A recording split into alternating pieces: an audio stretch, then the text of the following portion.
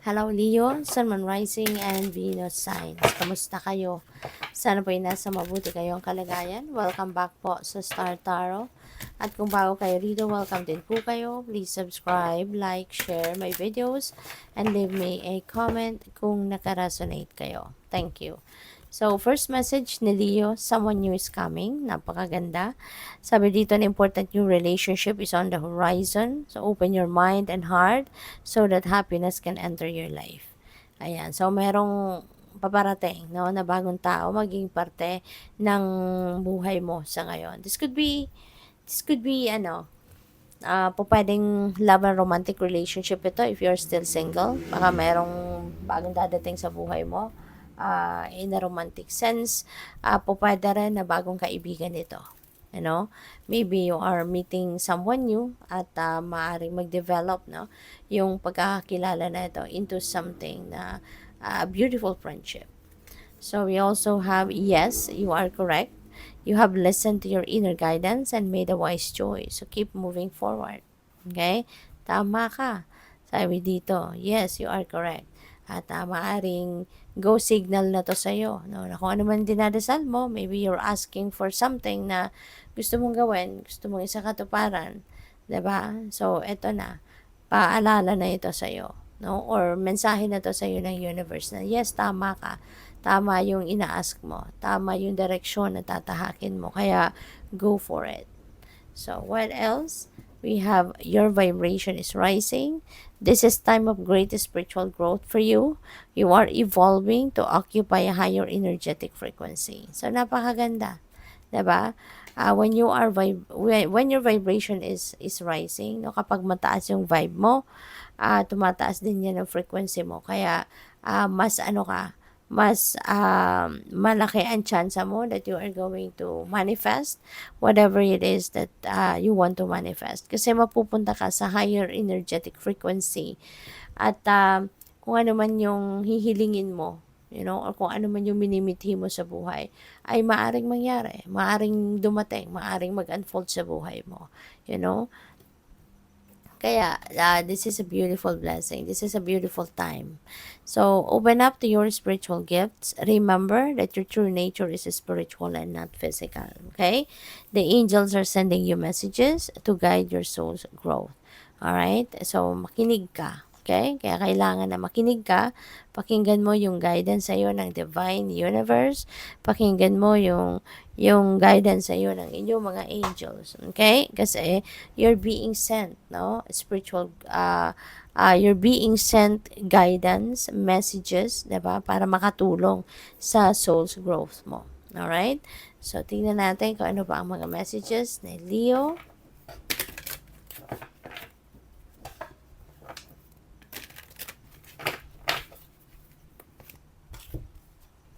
So we have the inner voice. Thank you, angels, for guiding me through my inner voice.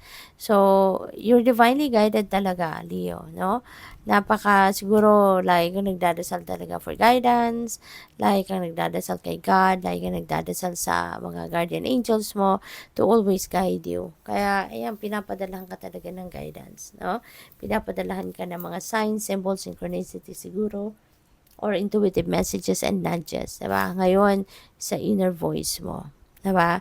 This is your inner voice. Ito yung parang konsensya natin, diba? Yun yung bang sinasabi na makinig ka sa iyong konsensya. So, ito na yun. Diba? Makinig ka talaga sa iyong konsensya kasi merong mga gabay, no, na pinapadala na sa inyo ang Divine Universe to guide you kung saan ka dapat papunta, anong dapat mong gawin, diba? So, we have count your blessings. Thank you, universe and angels, for blessings in my life. So, napakaganda nito. Sakto ito, diba? Para masama mo na sa pagdadasal mo ang mga biyaya, no, na binigay na sa iyo ng Divine Universe. Everything that you already have in your life, diba? Now is the time na ipagdasal mo ito, ipagpasalamat mo na ito. Okay? So, what else? We have move your body. Thank you, angels, for motivating me to move my body and energy. Okay? So, pwede kasi ng iba sa inyo dito, maaring busy lang, no? Busy lang sa work, yung gano'n. So, puro trabaho. or puro responsibilidad sa pamilya, and you can't even have the time, 'di ba? You don't even have the time para to move your body na yung para sa sarili mo talaga, no? For the purpose of pag-exercise, 'di ba? Pagsasayaw. Kasi iba yung trabaho eh. Iba yung galaw ng katawan na nagtatrabaho ka. May kasamang stress 'yun. But yung physical activity, na para talaga sa pag-exercise, iba yon, ibang hormones ang lumalabas sa katawan natin, no, for specific purpose. Kaya parang ito yon, no, ito yung kailangan mo, na move your body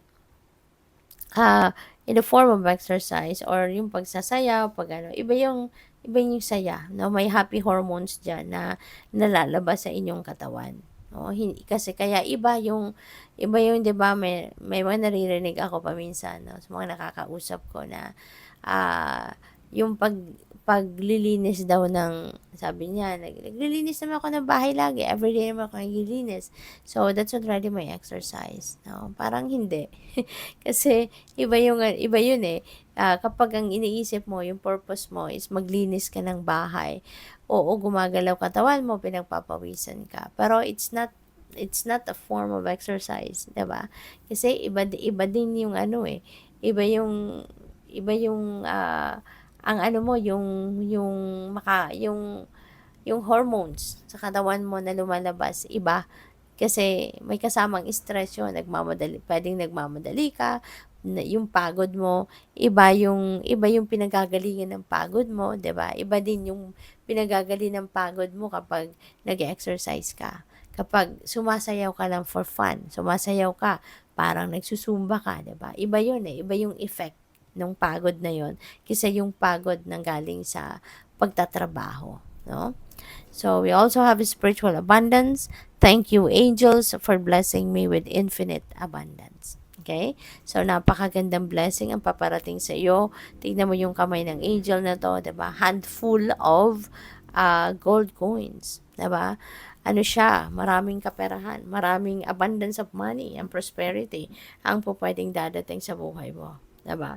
At napakaganda nitong ibibigay sa iyo na blessing ng divine universe, infinite abundance, diba? Parang walang katapusan, tuloy-tuloy. Tuloy-tuloy na ginhawa sa pera, tuloy-tuloy na swerte pagdating sa pera, tuloy-tuloy na financial blessings and financial opportunities ang pupwedeng dadating sa iyo ngayon. Kaya good luck sa iyo. Thank you for watching. Love and light. Namaste.